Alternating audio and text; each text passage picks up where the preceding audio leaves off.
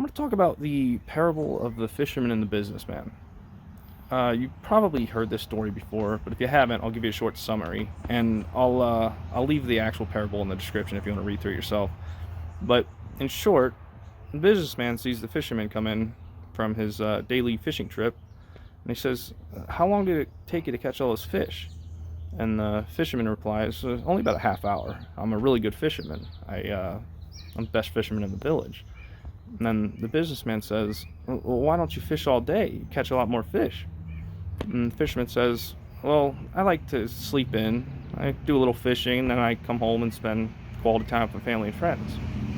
And the businessman replies, "I know a good business opportunity when I see one. And if you fished all day, you could sell fish to the whole village, and eventually you could buy a bigger boat, you could hire other fishermen, and before long you'd have a whole fleet of fishing boats, and you could move to the big city and watch your fishing empire grow." And then the fisherman replies, "Well, how long would that take?" 15 or 20 years.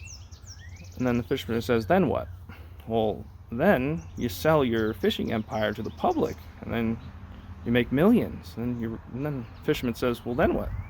And the businessman says, "Well, then you retire to a small fishing village where you sleep late, fish a little, and spend quality time with your family and friends."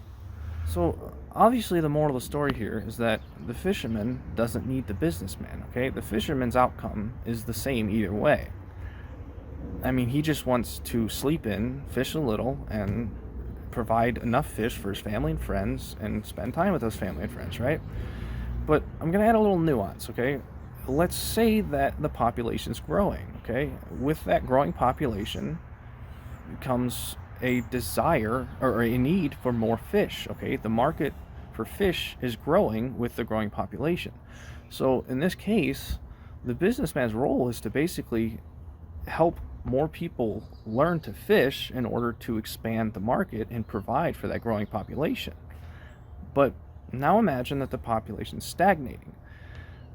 In this case, the role of the businessman is going to diminish because we don't need a growing fishing market, right? We don't need to provide more fish for the growing population.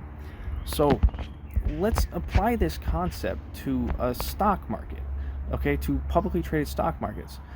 If the population is growing, the shareholders invest capital in order to grow these markets to provide for the growing population, okay, and they expect a return on their investment. But the moment the population starts to stagnate, the value production needed to provide for the population stagnates as well. Okay, we don't need more growth in this case in the fishing market. So if the stockholders expect a return on investment as the population stagnates, this is evidence of labor exploitation. It's basically taking the value production created by the fisherman and it's handing it over to the businessman.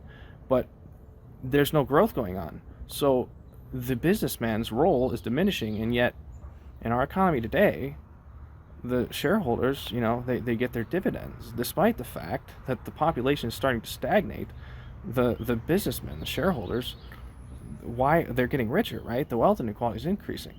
So this is evidence of labor exploitation. So we have to ask here, why is the population stagnating? Well, I expect that it's because the businessman, okay, the shareholders, they've gotten a bit overzealous, okay? They've gotten a bit overzealous in their business opportunities, right? And they're taking more than their fair share of the value production. And the evidence is clear. 60% of the population is living paycheck to paycheck.